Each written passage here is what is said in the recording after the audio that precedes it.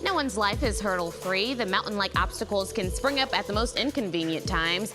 Kedrian Brewster knows that all too well. He says his journey took him from the streets to the suites. He joins me to share his story and to inspire you to overcome what's blocking you currently. Hello, Kedrian. How you doing this morning? So glad to have you here. Thank I'm great. you. Okay, so few would know that you actually spent 13 years behind bars. What hurdles led you there?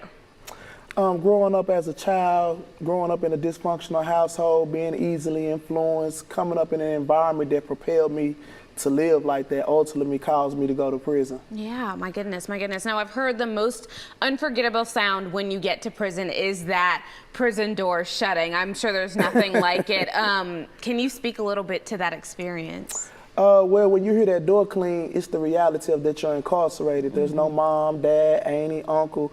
The reality of your situation sets in when you hear that cling, like it's serious. It gets real. It gets super very real. Fast too. Quickly. Oh my goodness, I can't imagine the emotions of just like, how do I get out of this? You know what I mean? Oh my gosh. Okay, so what were some of the hurdles that you faced while you were incarcerated? While I was incarcerated, I went through the process of just trying to continue to be down with my peers. I was still easily influenced, but I will say prison is also the place where I was able to find myself and begin to grow and reform and change my life. Oh my goodness, I'm sure it's a hard lifestyle to adjust to, and like you said, you're kind of adjusting in a way where you want to fit in, but Correct. By the end, you ended up coming out as your own man. Yes, ma'am. I completely done a transformation in my life, and I contribute that to me being incarcerated. I don't advocate individuals going to prison, but I will say it was one of the best things that ever happened to me in my life. Yes, absolutely. Okay, you were released in 2014, so literally 10 years ago. It's been a full decade. Yes. How exciting. So people say to people when they're about to get out, don't give up, you know, you can do this, but things are easier said than done in those situations. And so what would you say to someone who is maybe freshly released and they're having a hard time readjusting back to society? I would tell them believe. Believe that it can take place. Believe that it can happen. Begin to take those initial steps into becoming whoever it is you deem set for yourself. Yeah. But you most definitely have to take the step. You have to take the initiative. That's the number one thing I would be telling those guys. Oh my goodness. Okay, well, you actually are holding some books with you today. Yes. In them are some of the lessons that you learned. Your first book is Rec Yard. From the rec yard to the streets. From the rec yard to the streets. There we go. There we go. Tell me, in that book specifically, what was the biggest lesson you learned that people can read about? The biggest lesson I would take from book one would be your identity, recreating yourself. I had to kill the old me to create the new me, which is the individual you get now. Oh, that's so difficult. One of the biggest lessons that come out of my book one would be the transformation of yourself, the power of it. It really is powerful. Yes, yes. Tell me about the second book that you're holding. The second book is more about the entrepreneurship type of spirit.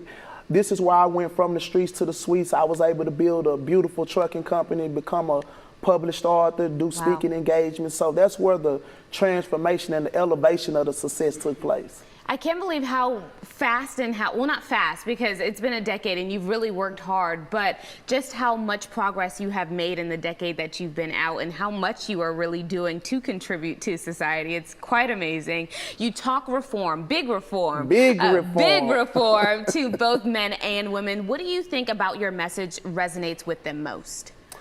The relatability. I'm someone who they know actually walk the walk, really come from the life. So to see me change, to see me do the things I'm doing, it only confirms to them that it's possible. So it's not that I'm necessarily saying anything profound or mind-blowing as much as my actions and my lifestyle is allowing them to see that it's possible. It is possible, especially like you said, relatability. You've already been through it and you're telling them, child, you can do it too, okay? You just gotta apply pressure, right? I swear. There you go, there you go. Now, we talked about your accomplishments, but you even did a TED Talk. You did a TED Talk, you guys. You received a Governor Award. What goes through your mind when you look back at where you started and then how much you're achieving right now? When I think about it, I just think about big reform. I think about it's possible. I think that it's something that can be overcame, something that can be overheard. You look clean, my man. That's amazing. Oh my gosh. Yes. Oh, that is awesome. Okay, former inmates who are listening may say, I wish I could do that. So what's the number one thing you did to get to where you are? The number one thing I did to get to where I'm at was believe and put forth the effort. I have a homeboy named Lil Kiki that always tells me God blesses effort. Yes. You have to put forth the effort to become a better person and to do better. That is so true. That is so true. People pray and pray for the things they want, but God needs you to put a little little work into it if you want him to Put answer, that step right? one in front of them. Tell me what's next for you, because you've got so many things going on.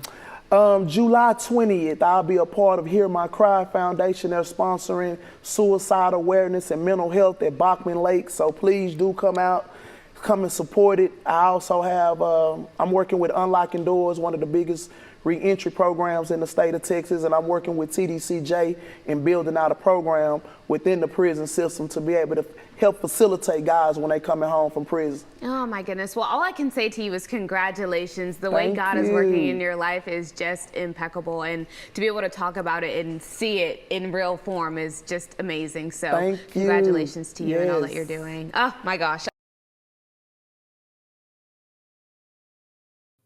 Hey everybody, it's Ron Johnson.